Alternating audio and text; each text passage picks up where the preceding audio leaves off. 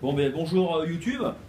Voilà, donc je reviens par rapport à ce que j'avais fait la première vidéo donc concernant la Nepal Cube GTX de la Sportiva, donc la Trango Cube GTX également de la Sportiva. Donc bah, voilà, j'ai pu beaucoup sortir avec. J'ai pu les tester. Celle-ci, je suis monté jusqu'à la première bosse au Mont Blanc en gros 4005. Donc pour commencer par la Népal, au niveau des retours, bah, rien à signaler. Très bonne chaussure, très confortable.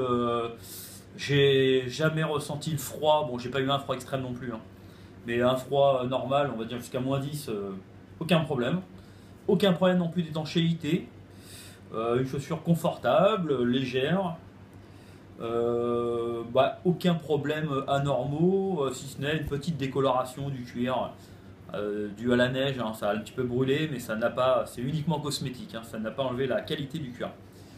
Donc rien à signaler, hein. L'intérieur sèche très bien, le pied est resté toujours au sec, et pourtant j'ai fait une semaine sous la pluie, tous les jours de la pluie, de la pluie, de la pluie, de la soupe, de la neige molle, donc toujours le pied au sec et au chaud.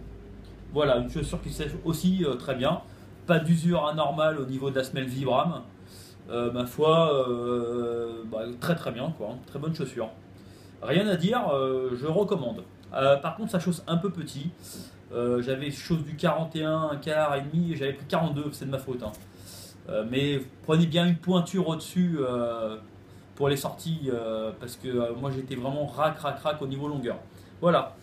Euh, Maintenant pour la Trango, donc Cube de la Sportiva. Toujours pareil, hein, pas de problème particulier si ce n'est la semelle. Là, la semelle pour le coup, la semelle, grosse usure anormale quand même devant le pied, hein, gomme très très très trop tendre, hein.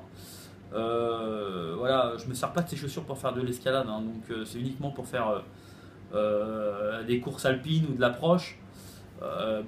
J'aurais quand même aimé une semelle un tout petit peu plus rigide, pas rigide, pardon, excusez-moi, moins tendre et un petit peu plus résistante à l'abrasion, parce que là, voilà, résultat au bout de cette course alpine, une semelle très très usée sur l'avant du pied, et une semelle pardon, très fragile, parce que j'ai eu des coupures qui ont complètement traversé la semelle Vibram, l'amorti de la mousse, et qui sont venues atteindre, je pense, quasiment la chaussure intérieure, donc entre autres la doublure Gore-Tex.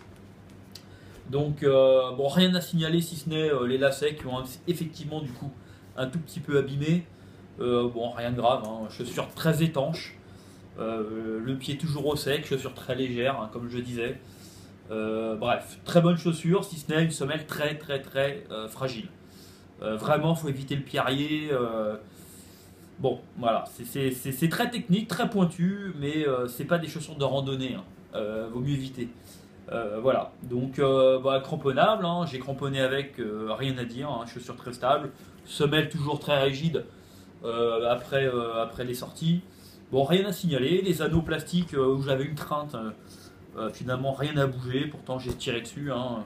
Non, non, très très bonne chaussure, globalement, les Trango et donc les Népal. Voilà, écoutez, n'hésitez pas à me poser des questions si vous avez des petites choses à me demander. Ou faire des réflexions, bonnes ou mauvaises, hein, je suis prêt à tout entendre, encore une fois. Voilà, rien de particulier à dire sur ces deux chaussures, très bonnes chaussures, très confortables, si ce n'est la Trango, une usure de semelle un tout petit peu trop rapide à mon goût. Voilà, merci à tous, écoutez, je vous souhaite de belles sorties en montagne, profitez bien de cet hiver qui est pas très enneigé cette année, malheureusement, mais bon, ça peut toujours arriver, nous sommes que début décembre. Voilà, allez, ciao, à plus.